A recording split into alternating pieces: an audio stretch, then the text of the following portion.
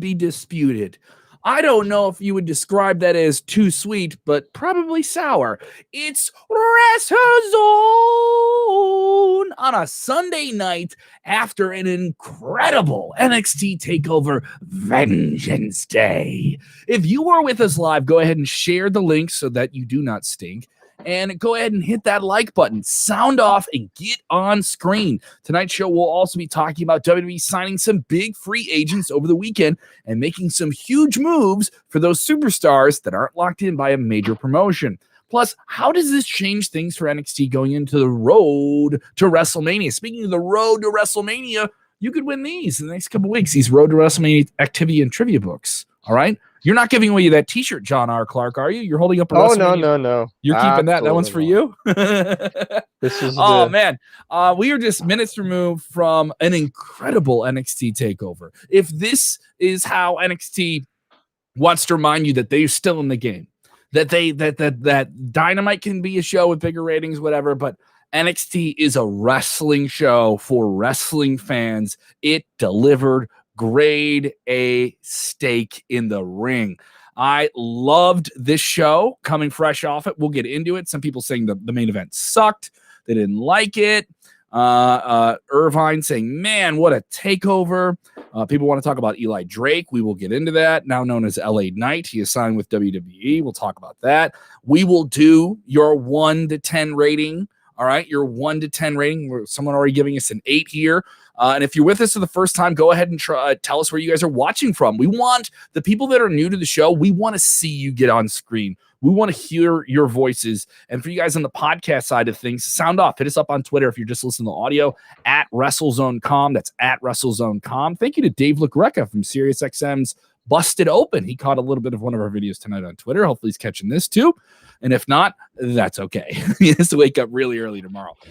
People saying Takeover was very, very good. People loved it. DJ Caster saying fantastic show. 4.5 out of 5. 9.5. He's giving his rating out of 5 and out of 10. He's doing the Meltzer rating. All right, for people that only read Meltzer in wrestling, they only read Meltzerisms. All right, and then he's doing the 9.5, 10 all the way. So high rankings here. Wow, what a show, right? Because, I mean, if you're an NXT loyalist, they give you a reason to be loyal tonight, right, John? Absolutely. I can't argue with that. I don't think anybody can, really. Mm-hmm. Thomas Clavone did not. He gives it a middle of the road, gives it a 6.5. So, I mean, I don't know if I exactly agree with that. I'm not going to give my rating just yet.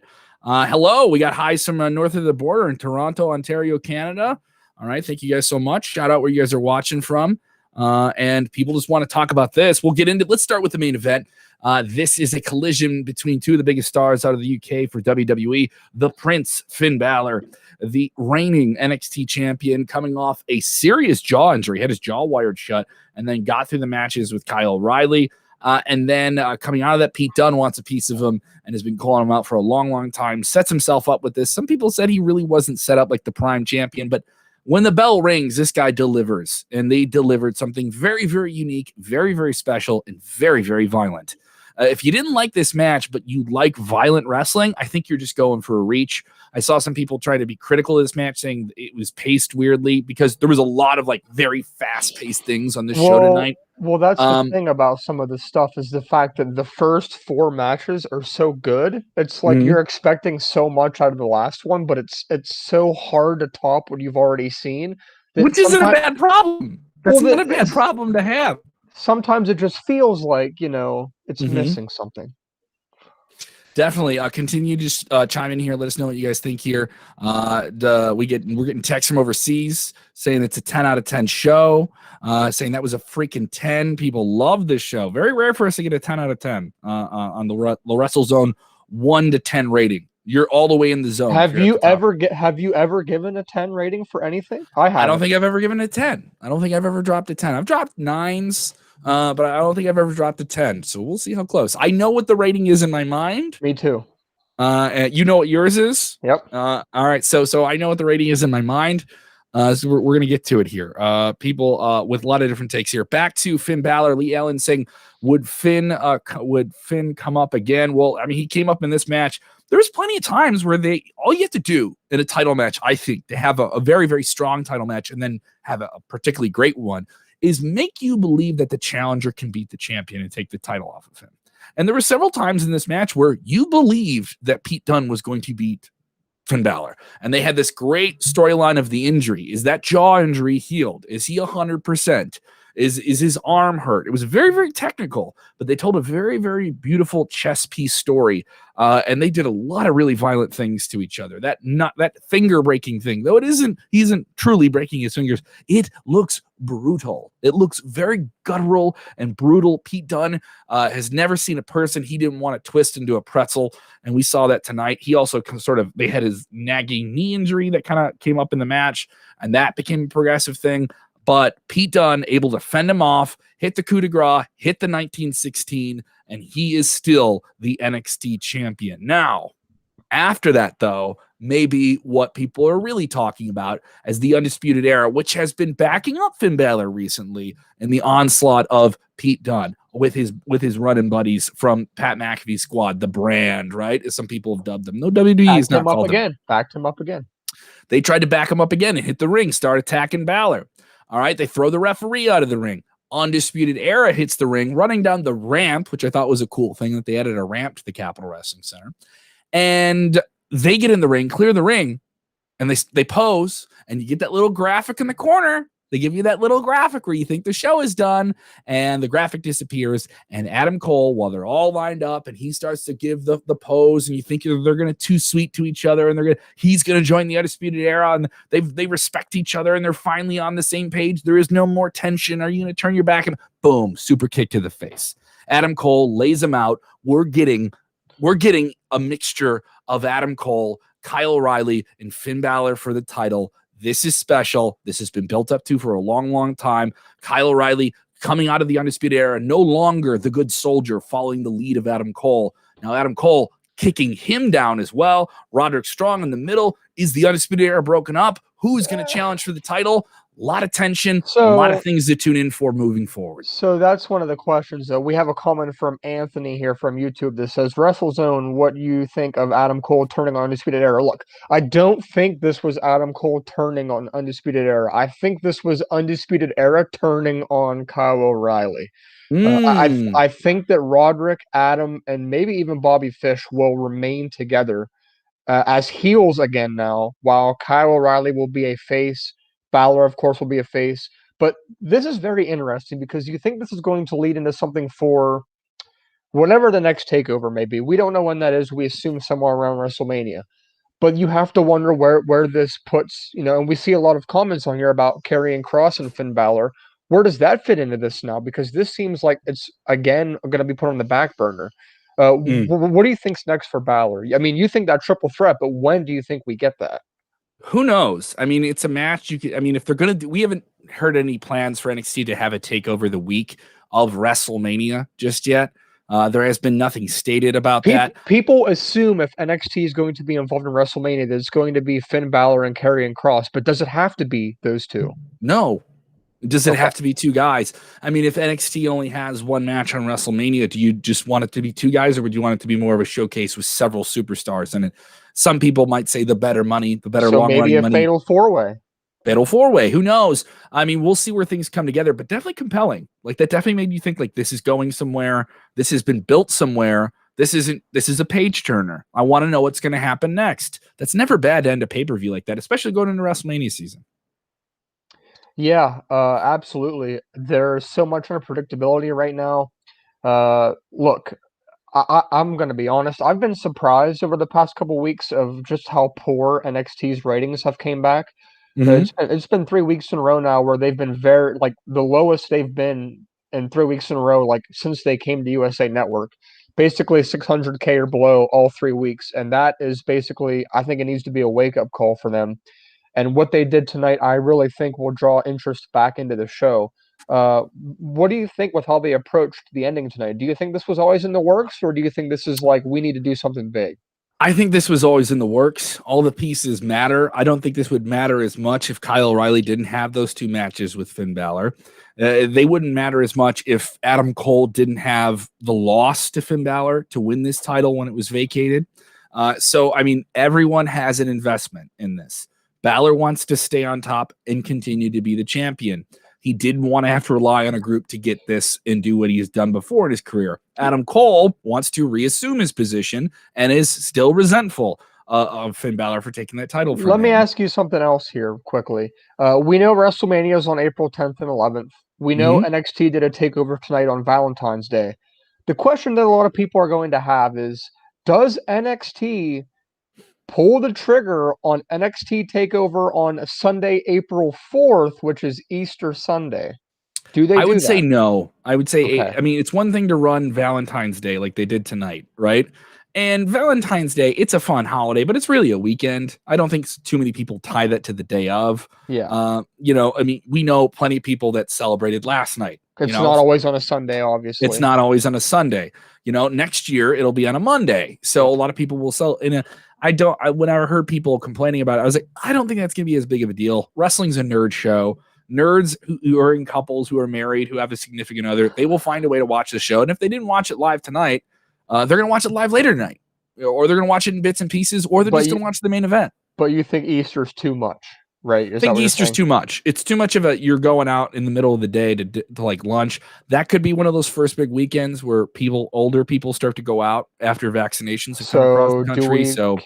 Do we consider the day before, maybe on that Saturday, April 3rd, or do you think they wait till after WrestleMania? I mean, I don't know. It's kind of hard to say what they would want to do or how NXT could figure in that week with, you know, I think they're going to try and do something at WrestleMania. I don't know. That's just purely speculative. Which, I mean, that's fine. Yeah. I mean, obviously, to have one or two big matches for WrestleMania and maybe do something big on an NXT show that week. And yeah, like you were going to say, this is nothing here is official. We're just basically speculating right now. And you know, this time of year, obviously, you want NXT to be involved in some capacity around that time frame.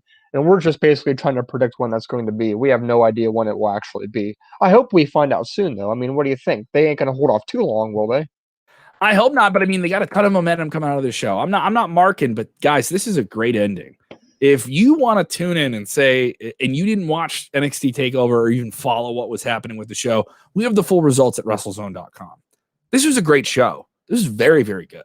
I will say this was as good as the Royal Rumble. This is as good as the Royal Rumble. It's right there with it in terms of consequence and building things. And just because the names aren't as big and popular doesn't mean the show isn't as good or can't deliver wrestling and storytelling that is compelling, because there was not a single bad match on this show. There were some matches that maybe you could say were better than others, but every single match felt big, felt consequential. Which one do you want to jump into first? Can we get into the Dusties? Let's get into the Dusty finals here. The opener is the finals of the first women's Dusty Rhodes Tag Team Classic. It is Ember Moon and Shotzi Blackheart, the rock and roll team, kind of goth gals, taking on the intimidatingly big Raquel Gonzalez and the devious Dakota Kai. This one goes back and forth. Lots of near falls. Dakota Kai in the final stages once again throws in her power, launching Ember Moon off the entranceway and allowing Dakota Kai to kind of seal the deal in the ring with Shotzi Blackheart. The right decision. Raquel and Dakota need this win. They need that momentum. It could build to some special things for both of them. Maybe even a title shot down the line for the women's title. Absolutely. And we obviously know the winners of the women's the Dusty Classic. They are guaranteed that tag team championship match. We don't know when it's going to be, but it's going to be a good match. I'll admit I was wrong with my prediction. The only reason that I said Ember and Shotzi would win was because the current women's tag champions are heels. And I didn't think, having a heel and heel team would really make sense in this situation. But alas, it looks like that's what we're going to get. Are you okay with the winners here? I'm okay with the winners. I mean, because they need it more, and this makes a team. I mean, they're an established team. That isn't to say that Ember and Shotzi can't work, but they're really single stars. They're really single stars, and Raquel and Dakota. Raquel's been her big giant heater that helps her win matches. She's lost plenty, but there's a lot of upside to Raquel. She's like the female Diesel to Dakota Kai's Shawn Michaels too, though. What? I just feel like she should be a singles person too, True, but I mean, building them up as a team and a pair means you could do some different things. You can make them a team To me, it's like exactly like Shayna. Like Shayna's a really strong, tough, dominant woman, and she's also in a tag. You know what I mean? Like that's where I think of Raquel. Mm-hmm. Other people chiming in this situation here with Finn Balor, Kyle O'Reilly, and of course Adam Cole. When Michael's saying, I think Kyle versus O'Reilly versus Finn at WrestleMania, maybe Karrion Kross on the outside of that. Karrion Kross is still bound for some big things. I think you will see him make a mark on Monday Night Raw or SmackDown in the future. Don't know when that'll be, but it could be within the next year and a half, I would say. I don't think that's too far off if he stays healthy and there's no other issues that get in the way of that. Other people chiming in on the Women's Dusty Classic we're just talking about. Bit Milligan saying, I think Shotzi and Ember would stay together as a team. You know, they didn't have a bad showing. I mean, they got really close. All these matches, especially these 2 tournament finals, were super competitive. I wouldn't be opposed to that. Ember, I think, could have gotten lost in the shuffle when she moved over to NXT. It's a deep roster of women there, very, very talented women there. This wasn't the only great women's match tonight with multiple women involved. I wouldn't be opposed to that. Absolutely. I think anything that they decide to do is probably going to be the right decision. They're very strong in this department right now. Mm-hmm. Continue to get your takes on screen if you're with us live. If you guys are on the podcast side, hit us up on the Twitter. By the way, on the podcast side, we launched a bunch of really, really cool stuff like this. So we do the 4 WrestleZone wrap-ups. We have a SmackDown post show, the SmackDown Double Down. We have an AEW focused show every week called 2 Dynamite Dudes with Attitudes. Plus, we have these pay-per-view shows. We've added one more. I know you guys like fantasy booking. How come they didn't book my idea? If they just would have went back in time and did the thing that I think in my head that they should do on the TV when they don't talk to me, it would have been great. I know that sounds crazy when I talk about it, but that's the way wrestling fans are. We're collectively nuts. We have a really cool show with the D'Angelo brothers called WCW Rewritten. The first episode debuted this week. It rewrites Starrcade 1997 and then picks up from there. With WCW at the peak of their powers, could they have done some different things? So the D'Angelo brothers kind of go into it and re-augment the show. And it's fun. They don't disregard what happens there. They kind of work with the moving pieces and different stuff like that. So go check out the show. It's available on our video channel on YouTube, Facebook Watch, and on our audio podcast feed. So go subscribe. All that content in one feed, no Patreon, no paywall, none of that. All right, you get all of it for free. So the best way to support the show is just share the free stuff we do and pass it along. So definitely some cool stuff like that. Let's get into other matches on the card. The Men's Dusty Classic. Goddamn, this may have been one of the best tag team matches I have seen in a long, long, long time. The grizzled young veterans, as MSK made fun of them in a pre-match promo, hit the ring, shouting down these gentlemen as they've done. They've almost made their entrance a promo, which is pretty cool. I like that. Few people can pull that off. Yeah. Zach Gibson and James Drake did that. This match was bonkers. So many near falls. So many times you thought this thing was done. You had people doing doomsday device suicide dives through the ropes on the floor. All right. You have people doing Frankensteiners off the top rope like they're Scott Steiner, but cruiserweights.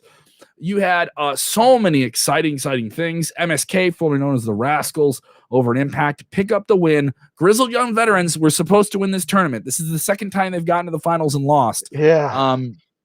But I will say this. I don't mind MSK getting this. The celebration felt real. They told a story. They said this meant something for them to win this match for their family, to prove that they can make it in WWE. And very, very quickly, they have made a mark. This is one of the best tag team matches WWE's put on in a long, long time. Maybe the best match of the night so far. Oh man, it was so wild with the back and forth. And I've said this before, I was not really a big Impact guy. I mean, I'm still not. So as far as MSK goes, I had no idea what they could do in the ring. And to see them in the ring tonight doing what they did, I kind of feel bad for Grizzled Young Veterans a little bit because it's almost like, maybe they were the favorite and told her like, well, we got MSK coming, we just signed these guys, the Rascals, now they need to win. So it's like, but you're still going to get to the finals, but you're not going to win. But to me, it makes sense because, look, the tag champions are heels. MSK is going to be a very strong face team. I think they're going to be perfect to take the titles next. Mm-hmm. This is a perfect decision for me, and I'm fine with it. What about you? I think it's the right decision. Grizzled Young Veterans can get back in this. They're such a good team. Yeah, they have lost big matches, but I think in NXT, when it's so competitive and it's so sports-focused, yes, wins and losses matter, but I think this team could be rebuilt as like a secondary backup to a singular character, much like Oney Lorcan and Danny Burch were, where they were so competitive and so strong and would have great matches, but they wouldn't win those big matches. Then when they turned heels, it mattered. Maybe the inverse of that is when this team turns into a babyface and becomes something interesting. I don't know. Maybe I'm talking out of my mouth. The match was so goddamn good. Why do we need to complain too much about it? That's my take. You know what I mean? Like, everyone's say like, oh, what are you doing for the UK? Oh, because, Grizzly Young Veterans lost and this and all that.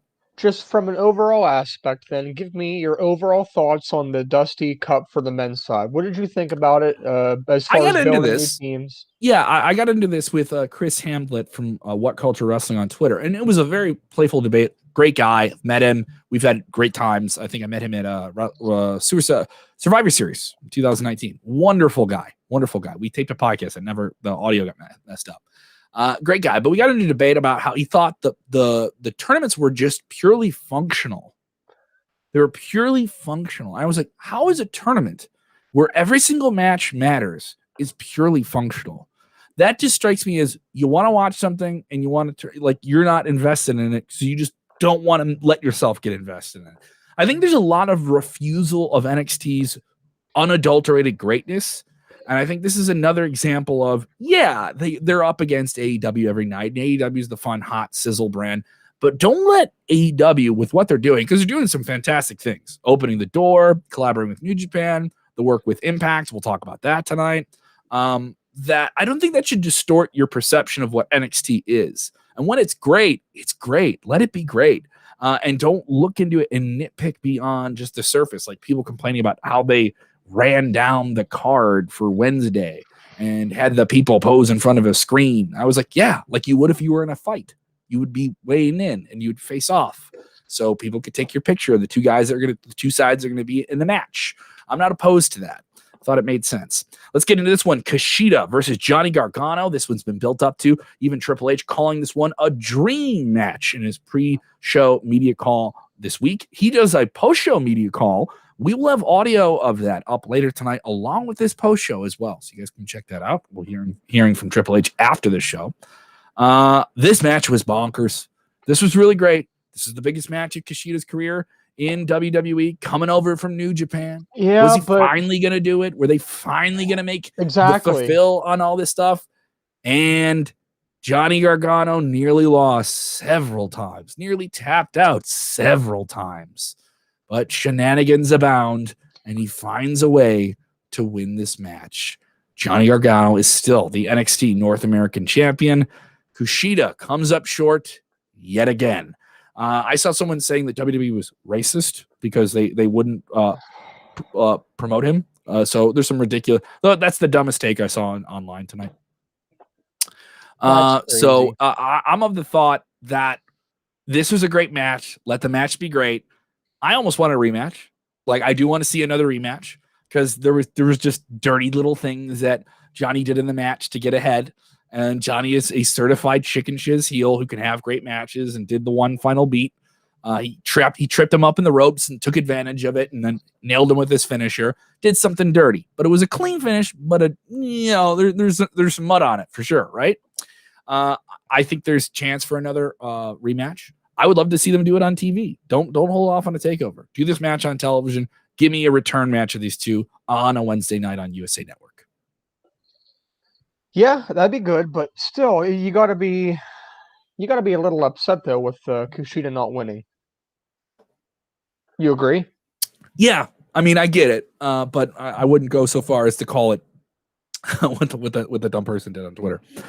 Okay, fair enough. But yeah, the match overall, I was happy with it. It was a very, very good match. One of the best matches of the night, in my opinion. But we've been talking the past couple weeks that it was his time, and yet it seems like they're so focused on this Loomis and Gargano feud that Kushida once again is going to be left in the mud. I love this text here from Atik Zaman saying, "My phone fell out of my hand when Cole super kicked O'Reilly." That wasn't a clean super kick at the end of the show. He caught him in the chest, but it was still a devastating moment if you're a fan of that group here. Moving ahead in the show, let's talk about the triple threat for the NXT Women's Championship Toni Storm came to NXT with a lot of thunder behind her, and she was looking to take on the all-around competitor of the year for NXT, the NXT Women's Champion, Io Shirai, but then enter the dark horse, 20-year veteran Mercedes Martinez, who then whipped Io Shirai through the side of the announce table, which was pretty cool. They had some issues with the announce tables in this triple threat match. They tried to put someone through it, and the table fell apart before they could do it. That was a fun little moment. Oh, gosh. Botches aside, that was disappear right away because Io Shirai climbed up a support beam and leapt nearly 20 feet in the air onto Toni Storm and Mercedes Martinez. This was nuts. There was a triple submission at one point, but Io Shirai is able to pull it out and still be the NXT Women's Champion. I am very surprised that she's still the champ. Me too. I thought at many points during that match that it was Toni Storm's opportunity to finally win, but then it didn't happen. And I'm thinking, well, what's the plan in the long term here? If I originally thought maybe Raquel, but it looks like Raquel's in a tag thing now. So you have to, sit down and really do the math and think like, who's next in line for this thing? Who is next in line for this thing? It's very hard to say, man. It shows the depth that NXT has women wise. Like that roster is so strong right now, like incredibly strong. And I don't think there's any problem in saying, oh, let's go with the two women that won this or that. Like they have a lot of depth. Am I wrong? Like it feels like they could go in a lot of different directions with this right now. You are absolutely right. And it's hard to say who that next player is going to be. Your guess is as good as mine because right now it's almost like sticking everybody's names in a hat. They're that good and pick somebody out, Join the live stream if you're with us just right now. Get your comments on screen, guys. And I want to hear what your thoughts are. Who would you like to see step up and come up to Io Shirai? I think it'd be fun to see some people come over from Raw and SmackDown who maybe not in the mix in the title picture there. Maybe a shifting of the bounds if they could as well. Io Shirai is just a fantastic wrestler. We don't even see her on NXT television that much recently. So this was kind of fun to see her a lot. I don't know if she was dealing with an injury. We just haven't. I mean, we've seen her in segments and different things like that, but she hasn't been like active in-ring competitor quite a bit. She's a champion, but recently she's been kind of quiet about that here. Other people chiming in with their takes here. Looking at different, I'm looking for some comments here. Give me a second here, guys. I'm scrolling to keep up with you here. All right. So why don't we get into this while we're talking about the NXT TakeOver card? I knew we were going to get into this eventually. 27 minutes in the show. We should have been talking about this earlier. Steven Chavers think we may see Taya debut on NXT against Io Shirai. That would be someone who there we go. Walk into the program tonight. Sure. So I was looking for this comment before I brought it up tonight. Was Taya going to enter the title program? I thought when we got the news this afternoon from PWI Insider and Mike Johnson that we were going to see Taya Valkyrie debut on this show. From what we know, reportedly, she has signed a deal with WWE. She was present at the last WWE NXT tapings, and maybe this would be the spot for her to introduce herself, especially at the end of tonight when she was standing tall on that top rope. I thought this would be a great spot for Taya to walk in and just say, hey, I'm here, and I want to come and get your belt. But they didn't do it. Maybe they just want to save that for television. I think that's kind of a smart thing, too. So don't have to give everything away. I do think Taya will be in the title program. I wonder what her name will be. Will her character be similar to what she's been doing in Impact Wrestling now for a couple of years? Is the longest reigning Impact Women's Champion. We'll find out. I'm excited for what she can do. I think she can come in with a lot more momentum than maybe some of the people that come directly off the independents because, as I always say, frame yourself for television. Know how to find the camera. And Taya Valkyrie knows how to find the camera and everything that she does. And that isn't just, she looks gorgeous or she has some cool moves. It's this X factor that only people have if they've been working on television in pro wrestling for an extended period of time. And especially when they're single stars. You saw it with Edge. When Edge comes back, he's not there now and then, but when he's there, captivating, right? I think Taya can do that. And can come in and do that a little bit faster, probably significantly faster than some people that they're getting from the independent ranks. Well, so I'm looking. Makes sense. Yeah, I'm looking forward to what she can do. Now, let's talk about Eli Drake. We have a couple texts about this. Eli Drake, we found out at about, I want to say 4:30-ish, once again, Mike Johnson, all the scoops. And Sean Rossop at Fightful Select reporting this one, and then we ran with it at WrestleZone as well, that Eli Drake had signed with WWE. I feel embarrassed here. Why do you feel embarrassed? While he was giving his promo, I had no idea who it was. Oh, was it something where you're just like, I know this guy, I just can't place the name? I had no idea. All right, well, he was an Impact World Champion. All right, so he was I know an Impact that now, World but Champion. I didn't at the He time. also had some time in WWE before. So he was in NXT from 2013, 2014, I want to say, like a year and change, maybe a year and a half. Had a run there, went over to Impact, really made a mark there. Became a world champion, started cutting great throwback style promos. Did some time with the NWA, was one half of the NWA World Tag Team Champions with James Storm. And this guy is in his late 30s. So some people are debating, why are you signing a guy like that? I don't think that's an issue. This guy still looks like $1 million. He still looks better than most people in their 20s. He's talking like it. And also he's cutting promos like he's in a TV studio with Tony Schiavone in 1986. He's cutting he's going to be a throwback style wrestler. If you like that wrestler, you're going to get that from Eli Drake. He looks like $1 million, talks like it too, and did this pre-show promo where he basically called everyone out. He made fun of the Barstool Sports guy they had on the pre-show. This was something. This guy was definitely. Well, that's okay. You grow to know these people. I know Sam Roberts now a whole lot from watching him and know him from the Opie and Anthony show and Sirius XM. People grow on you. I thought this was really, really impressive in terms of a promo. If this guy's going to come in and his idea in NXT is to be a promo guy who delivers star power and the sizzle, and you got the steak from everybody else, that's a really good spot to be in. Because that's one thing where people say NXT has great wrestling. They probably have the best wrestling, but do they have the best characters? Eli Drake is a huge comes off the screen character. But a lot of people, including Luke Godsart, saying LA Knight, that's his name. He said his name is LA Knight. Come on. Couldn't they have come up with a better name? But you know what? You know what name people complained about the first time they heard it? Don't tell me. Let me guess. What name? What WWE name did they give someone when they came up from the indies that everyone loved? And once they heard it, everyone groaned. But now they chant it to the heavens in arenas. Oh, is it Shinsuke Nakamura? I don't know. It's Daniel Bryan. Oh. So when Daniel Bryan came over and people changed, they're like, that's awful. That's LA Knight. That's the worst. Oh, that's the worst. Bryan Danielson. Yeah, see, people do him as Bryan Danielson. So it's a little bit of a pivot. LA Knight, I don't think is the worst name. He's a very, very talented guy, and he can get over it. I just think this is people saying, oh, they're putting the WWE thing on you. I don't like WWE. I don't like The Office. You know, what's interesting is you said it was Daniel Bryan, and I said it was Shinsuke Nakamura.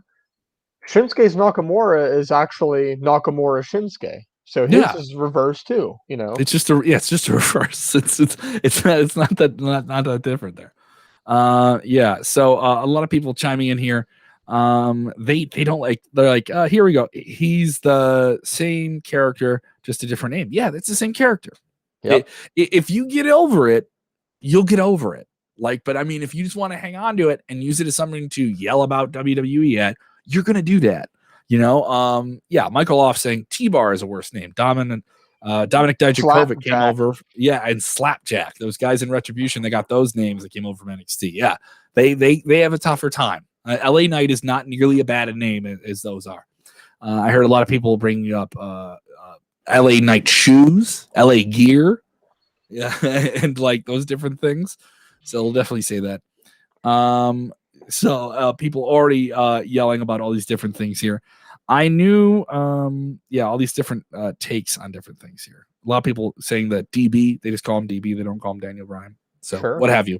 What do you think of Eli Drake and his future in NXT? He'll fit in somewhere. I envision he's obviously going to be a heel by what we saw tonight. Mm-hmm. So just looking ahead at a potential first feud. There's a lot of people that fit into that equation right now. We've already heard Triple H speak on Velveteen Dream this week that he's coming back eventually. Now that the Dusty Cup is over, I expect Tommaso and Thatcher will not stay together. So maybe one of those two for a first feud. What do you think? I think Thatcher and Eli Drake would actually be pretty cool because Eli's just a big talker and Thatcher's a pure fighter. So we can hear Alicia Taylor say "fight pit" again. She really gets into it. I think that would be something for sure. Let's get back into this card. We had 2 great Dusty Classics. We had some other strong title matches. What else do you want to talk about here before we get to the main event? I think we covered everything. Let's get into the main event. So I thought Balor and Pete Dunne delivered something special here, and I think it lived up to the hype. I don't think it underwhelmed. I know we covered it a little bit here at the beginning of the show, but for you, did it deliver as a main event? Because they went on after so many good matches. Sometimes that's a really hard thing. We were talking about that earlier in the show. Sometimes can you follow what went on before you? I gotta admit it. At some points, I was kind of like zoning out just because of how good the other matches were. I just found myself losing focus, and I'm not trying to take anything away. The match was obviously great. You throw this on Monday Night Raw or SmackDown, and it's instantly probably the best match of the night. Now, and I'm not trying to say that this wasn't the best match of the night tonight. I'm just trying to say it's not like it blew everything else out of the water in comparison. All right. So we've covered the whole card in detail. I would say it's time to bring down the so great 1 to 10, cannot be disputed whatsoever. Rate NXT Takeover 1 to 10. Okay, 1 being you get the vaccine today, you get another vaccine in a week, and you're off to the races and you're seeing everything. But that isn't reality. I want your 1 to 10 rating. Mr. John R. Clark, follow him on the Twitter machine at John R. Clark 12 for NXT Takeover. Give it to me. 8.5. 8.5. That's a strong rating. Why so high? Every match delivered. Every match delivered, man. Every match delivered. Excellent matches all across the board. Other people chiming in here. Jay Feliciano, a man who knows a thing or two about the WWE. How does Pat McAfee factor into the scene now that Cole is a heel again? He doesn't. I don't think he does. Maybe we don't see him for a while. I would love to hear if anyone has a Pat McAfee question for Triple H tonight on that post-show media call. Check out WrestleZone.com. I posted an article about Pat McAfee today. Yeah, so definitely go check that out. Check out John's section, all the good stuff. Google John R. Clark WrestleZone. That story will pop up if you give it a Google. So my rating for tonight's NXT Takeover. You gave it an 8.5. Guess what? John R. Clark, I'm right there with you. I give the show an 8.5. A great need-to-see-it show, as good as the Royal Rumble. A show that reminds you just because they're up against Dynamite doesn't mean you don't get bangers from NXT with compelling characters and bell-to-bell focused action. If you want to say the show is bad, I don't believe you are actually watching it, or you're just lying to yourself to prove something to people on the internet that you want to have a fight with. So pull your head out of your own ass and just let yourself, as we say at the end of the show, we're not just done just yet, enjoy wrestling. This was a fantastic show that set up so many big things and created so many big stars. If NXT is supposed to create stars, they created 2 really fun tag teams that have a future in front of them. They created some bitter people that lost matches to chase titles. And what is the scenario with Finn Balor going into the next few weeks ahead and WrestleMania? I'm on board. I'm probably more excited. I'm more excited for NXT than I was before the show coming out of this pay-per-view. So if they leave you wanting more, is it really that bad? No, it's probably that great. All right. I'm on board. I'm into NXT. I've been into it. I've never not been into it. But I'm into it even more than probably I was this afternoon with, running around, doing the brunch thing and going out and then coming home. And I was like, all right, wrestling. But then once this show started, I was like, God damn, the show is so good. And I loved it. I think Capital Wrestling Center is really, really cool. It has a different vibe to it. And I'm on board. I want to see if they get a spot on WrestleMania or they get to have their own takeover. There's going to be something. I don't think they would have done that angle at the end of the night if there wasn't going to be another takeover. But we'll find out. Maybe we get one in March. Maybe they've done those random ones where they announce them like with 4 or 5 weeks in advance. They do that on the network. So we'll see. Well, that's where we're at right now if they're going to do it in March. People chime in with their thoughts, saying they give it a 7.5 dog. We get a 7.5 dog. The great James Espanto Fernando Taguay texts in. He, of course, is so good. He gives out all of our our Twitter handles, all that good stuff. And if you haven't done it, follow us on the socials. If you aren't following us on all the different socials, go ahead and do that as well. What a Seeing a couple of 9.8. 9.8. We also had a 9.9. 9.9. I seen a couple of 10s. So people really, really loving this show. And it looks like we're going to get more news from WWE signing people. Potentially, maybe even that class of signees is announced within the week or the week ahead. So we have that news that we're following. Also, we're still waiting on WrestleMania ticket news. It seems like every week that goes by, we get closer and closer to WrestleMania. John R. Clark, as we talk to you I do sometimes 2 or 3 shows with you. You have your flight, you have your rental car, you know where you're staying. You're going to be in Tampa, and your intention is to go to WrestleMania, but they haven't put those tickets on sale yet. Yeah, we just got a report from WrestleVotes a few days ago that WWE wants to be really careful and specific about this. They want to get it completely accurate on the first attempt. So I fully expect, like I said, by the end of February, I still think by the end of February, we get maybe 20, 25,000 on sale. They'll do the typical pre-sale probably. Fingers crossed still that they offer people from last year first dibs, but I don't see that happening. I think if anything, they'll reserve some for healthcare workers, as we've seen other events do. But hey, as long as they post some for public sale, I'll be happy. Yeah, it's abundantly safe though too, because then you have people that are at least fully vaccinated. Well, we're 1 week past the Super Bowl, and we have no information or no news about any kind of breakout or super spreader. So fingers crossed there too. We'll find out about that. Hopefully, everyone stays safe. We hope, honestly, we hope that for you. No one's told us to say that. We're saying it because we appreciate you guys watching and listening to the show. We want you to come back from this thing and be safe. We do have news about those other independent events that are running in the Tampa Bay area, specifically WrestleCon and the Collective. We're trying to find out more information about what their safety protocols will be and all the different things they're going to offer. Some of the bigger names in independent wrestling are intending to be in the area for that. What their attendance will be like under these circumstances could be different. We don't know any news about WWE presenting a Hall of Fame that week, or if they will have a takeover that week. So we've heard talk of a virtual WWE Hall of Fame, though there's been no official announcement of that just yet. So we're waiting to find out more about that. People also bringing up the very funny Cameron Grimes music video that aired tonight during TakeOver. Cameron Grimes, you may not know this, he took advantage of the recent shakeup in the stock market and invested in GameStop and came out with a bunch of money. And Dogcoin. And Dogcoin, as he called it, Dogcoin, not Dogecoin. He had Dogcoin, and he made a bunch of money. Very, very funny angle. And he's going to the moon, and he's stacking that money, and he's goofing around with money and burning $100 bills. Josiah Williams providing the rap for that. It was really, really cool. I hope WWE posts that online so you can see it. I think it's really unique that they're telling stories with hip-hop music and just letting that be the way they do the vignettes. They open the show. Especially because NXT is known for that heavy rock metal type music, yes. And now they're throwing in the rap. Yeah, why not? It makes it fresh. It makes the show look completely different than Raw. And Triple H is adamant that he wants to showcase up and coming talent, not just in the wrestling ring, but also in the music industry. He's playing those songs that might not be popular yet, and I think that's great. And talk about Josiah Williams. This guy is super talented. He wrote this through line of rapping about the entire card of TakeOver. He did this for the Royal Rumble as well. It was really, really impressive.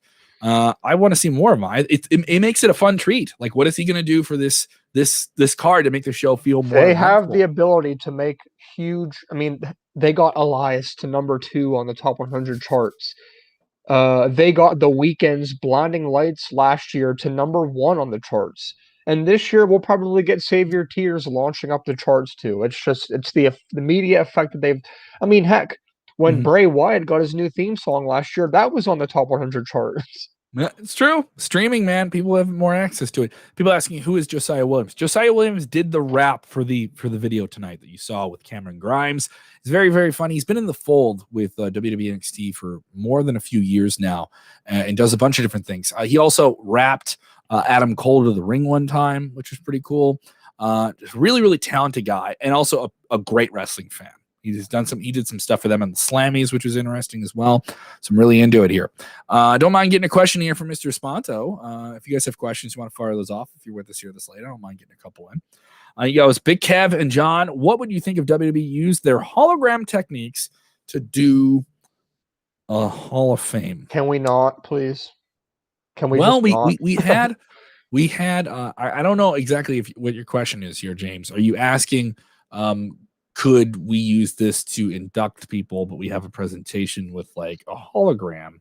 You know, for some people, a lot of holograms have been used to depict late entertainers. There was one that was, there's going to be a Prince hologram at the Super Bowl one year. Remember that?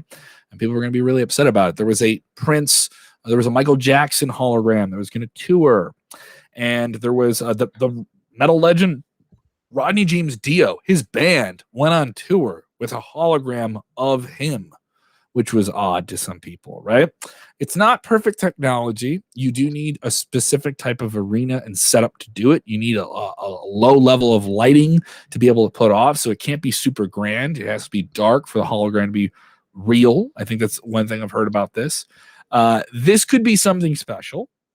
It could be cool for like a presentation or two. I think less wrestling fans would be mad about it. They did it with Paul Bearer at the Undertaker send-off at Survivor Series. I'm of the thought that if you want to do it for maybe a sporadic angle or two, I'm not opposed to it. The Undertaker, it made sense. He's already a character who's a dead guy, so a ghost appears. Not an awful idea. I heard of people even saying that when Paul Bearer was inducted, is that they should have some type of hologram there. I don't know about it. I think it'd be cool if it was something that maybe you went to a museum and it was like the Hall of Fame was an exhibit that you could go to and they had holograms at it. That would be fun. Because that would be more of just, here's an image of that person, a moving image of that person in this grand digital scale. I don't know if you need that at an award show, to say the least. I know you want spectacle at it, but I think the award shows for WWE are about the speeches and the stories and these performers getting to have this moment where they get to send off their character, and it's honor their career. It's less a spectacle in that regard. It's more a spectacle of emotion and an accumulation of work. And here's how good you are. You're in the Hall of Fame. No different than when you see other people in the other sports Hall of Fames. Yeah, absolutely. I don't think we're going to get anything like this. I think if anything, maybe they do it's like almost like one of their documentaries where they just kind of film the entire ceremony ahead of time and then air it afterwards. Mm-hmm. Something like that. A couple more questions here. Any word on Raw and SmackDown move after WrestleMania, maybe back to the PC? Where are they going to be? We don't know any information. Obviously, WWE is working on that. They've worked on the move to Tropicana Field for months and months and months. They were at the Amway Center for a long, long time. Fire off your questions if you guys are with us now. We'll answer a couple because you guys are so good to us, and I want to make that count on a pay-per-view post show. I don't think WWE is going to stop doing the Thunderdome until they're going back full force. I think we will see something at WrestleMania. That will be a show. They'll be back in Tropicana Field or at least some form of the Thunderdome afterwards. I could see them maybe doing Raw or SmackDown in the Performance Center with the Capitol Wrestling Center. You still have the Thunderdome element to it. You still have that. Maybe even have live fans at it in a limited capacity. The further we get into the summer, the closer we're going to get to WWE doing some version of television with limited live attendance. I think it's important to say that as of right now, they still do have tickets on sale for their overseas tour, which is supposed to be in July and August. There are still tickets on sale, so you can't roll that out yet for Germany, UK. They haven't taken those tickets down yet. So it's weird. It's weird that they have that, because in the last WWE investors call, we heard, direct from executive forces that they do not foresee themselves going into a full touring cycle until the end of 2020. Well, they said the second half of 2021, which would be July and August. So true. Touring overseas though is a different animal. With different quarantine, state to state. That isn't to say they could continue to figure out some way to do that. Do what the Super Bowl is, and just go in rotation of say like Philly, Chicago, Florida, and just those same, 4 places, around for maybe 2 or 3 months. That way the market doesn't get burned out. You're going there only once a month, really. You have 4 spots and that's it, and you can do whatever you need to do safety-wise. I think that would be an okay start. The rumblings of New York City saying they want to open up their arenas to limited events. Yeah, 1,000 people. Yeah, do you want to go play Madison Square Garden with only 1,000 people in it? Yeah. I don't want to. Even if you can, I don't think you want to. I mean, it's better right now in PA. You have 0, so yeah, and 1,000, you that's 1,000 people spread out in an arena that seats 20,000 Are people. they still at 0 in Illinois for, like, say, the Blackhawks? They still have no fans, or Yeah, they still have no fans. There's still no fans for them right now. Same here in Pittsburgh. Yeah, so but there's been talk of it. I can say I was happy enough at the scale. I mean, I do comedy shows. Comedy, you can do comedy in front of a couple thousand people, and it gets more challenging. But comedy in its best form is like a really good indie show where it's a couple hundred people and they're right on top of the stage. That was what it was like in normal times. I was very fortunate enough to do 3 sold-out shows this weekend, which was really, really cool. But a sellout in comedy in 2021 with COVID restrictions in the state of Wisconsin is 20 people. So, but we had 20 people spread out, felt safe the whole time. Everyone followed the rules. Everyone was great. If you guys watched the live stream, thank you so much. I appreciate it. I heard from some friends and family who watched the live streams. That was really cool. And I'll be doing more stuff like that. Thank you to the Laughing Tap that had me there. I got to feature for them Friday and Saturday. You can do this stuff, but do it safely and follow the rules. If you're going to go to this stuff, go follow the rules. If you don't want to go to this stuff, that's fine. Don't be mad at people that go to this stuff then. You know what I mean? And also, if you go to this, I'm going to quarantine for 5 days after this. Yep. I'm going to have stuff delivered. I'm okay with that. Like, I know I'm going to have a test done this week and planning on it, right? So just be smart, everybody. Just be smart about it. But people, this one coming in, do you think they're going to start showing inductees for the WWE Hall of Fame after the Chamber? I think you're not going to get any new inductees. It'll be the same class as last year. Yeah, it'll be the same people that were supposed to be inducted last year. So no problem there. Thank you guys so much for helping us out and growing the show. We really, really appreciate that you give us so much of your time, and I hope all the time you spend with us is super entertaining. That's what we're going for. Want you geeks to get on screen and geek out. That's what we're going for. We'll be back tomorrow night after Monday Night Raw. Are you down for that, John Clark? You can stay up late with me then? I'll be here, and guess what, guys? Tune in to WrestleZone.com tomorrow between 7 to 11. I will be covering Raw on WrestleZone.com, a rare Monday night appearance for me. Full night for you. So we're going to get into that in the weeks and months ahead here. Follow everything WrestleMania. If you haven't done it already, go check out our Road to WrestleMania playlist, which has all of our podcasts about what WWE is doing in the Road to WrestleMania over on YouTube. Dig into those, scroll around, have a good time. Remember to subscribe to the podcast if you haven't done it already. Follow that man, John R. Clark 12 on Twitter. Follow me at Kev Callum. And remember, when watching wrestling, do the most important thing, which is indeed tell him, John.